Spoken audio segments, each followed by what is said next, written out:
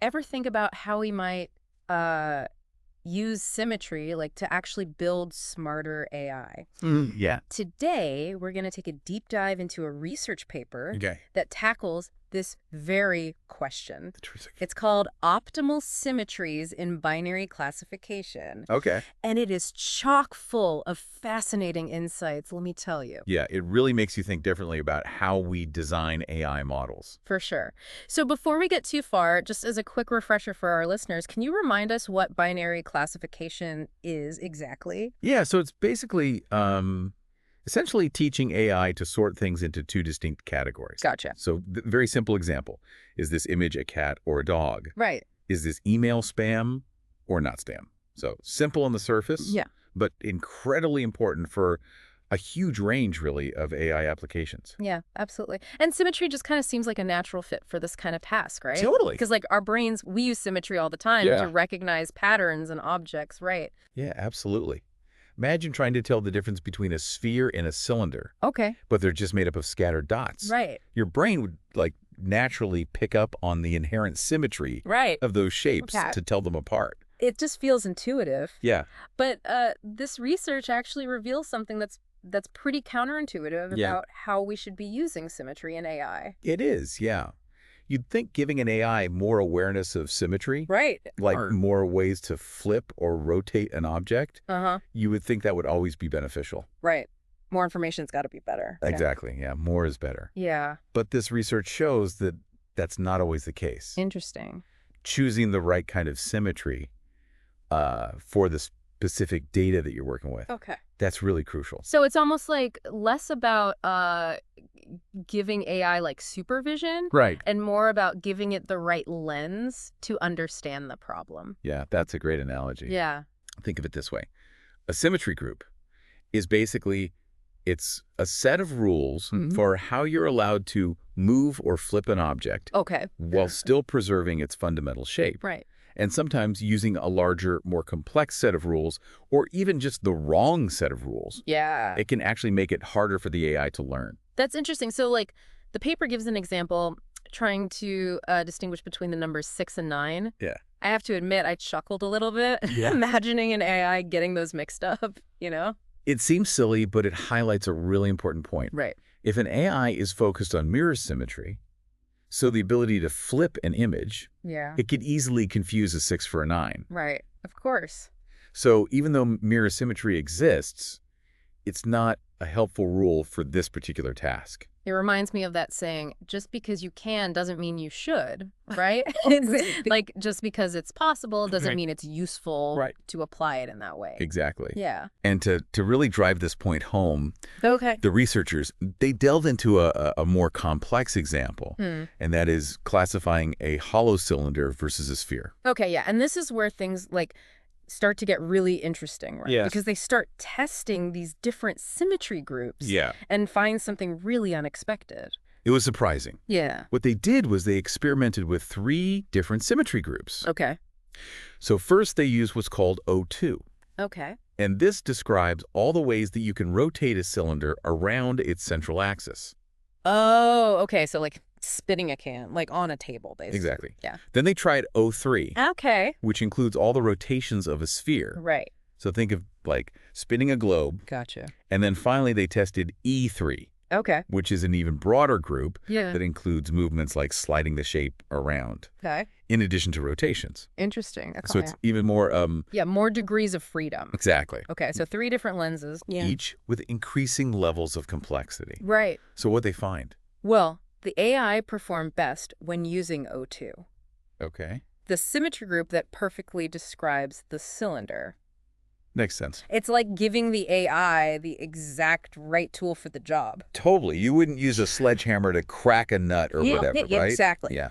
But here's the kicker, though. Okay. When they used E3, Yeah. the largest symmetry group, Right.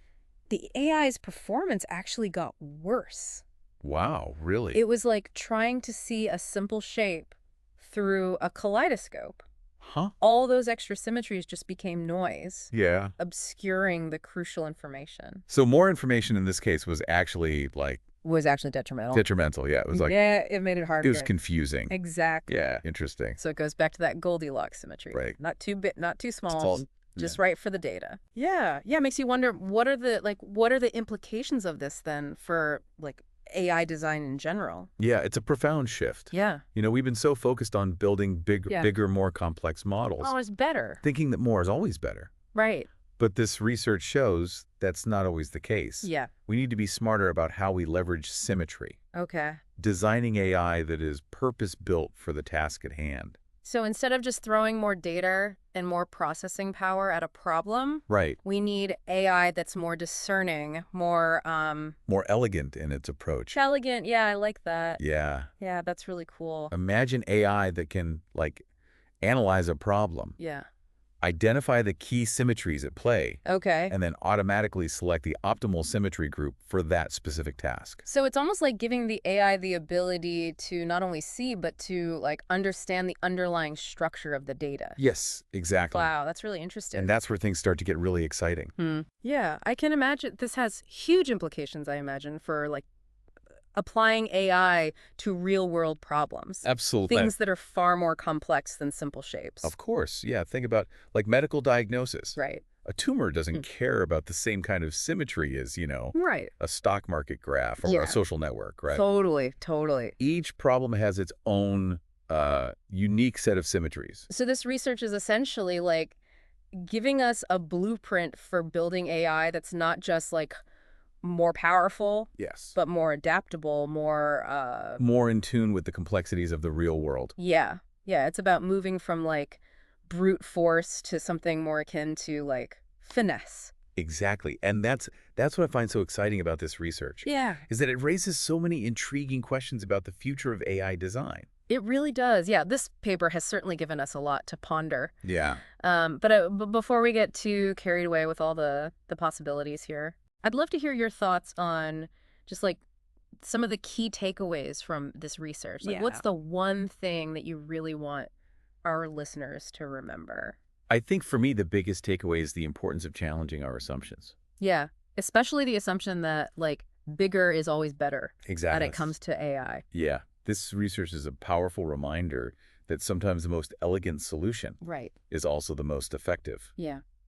And by focusing on the right kind of symmetry, we can potentially unlock new levels of efficiency Right. and accuracy in AI.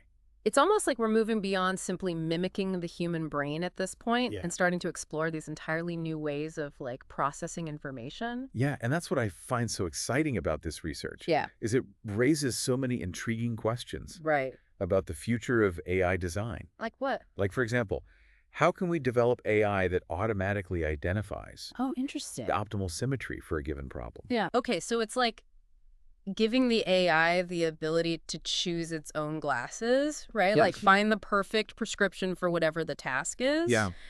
That feels like a significant leap forward to me, It really does. if we can get there. Imagine AI that can analyze a complex data set, Right. be it medical images, financial trends, Right. social network data, Yeah. and then determine the specific symmetries Right. that are most relevant for understanding that data. Okay. It could revolutionize how we approach Wow. everything from disease diagnosis to Yeah. social media algorithms. It's we're moving away from, as we were talking about earlier, brute forcing AI Right. to just be good at everything. It's Yeah. more no, let's be more specialized. Right. Let's figure out what the best approach is for this particular problem. Exactly. And that kind of specialization Yeah, could be the key to unlocking breakthroughs in a wide range of fields. for sure. And I think this research is about more than just improving AI. Yeah. It's about expanding our understanding of how we perceive and interpret information. It's about, it's about understanding the underlying, structures of things. The hidden structures within the world around us. It's about seeing the world with new eyes. Beautifully put. Or maybe seeing it with the right eyes, for the first time. Right. Yeah, really, really fascinating stuff. Yeah, Well, I think it's safe to say that this deep dive has left us with plenty to think about. it has. Thank you so much for guiding us through this research. It's my pleasure. It was really, really interesting. It's always fun to talk about this stuff. Yeah, for sure. And for our listeners, if you're, eager to explore these concepts further, Yeah, be sure to check out the show notes. We'll have links to the paper and other resources. absolutely. And yeah, until next time, keep asking those big questions and never stop exploring That's right. the world around you. The world around you. Yeah. And on that note, we'll wrap up this episode of The Deep Dive. Okay, sounds good. We hope you enjoyed this exploration of optimal symmetries in binary classification. Yeah. Until next time, happy learning.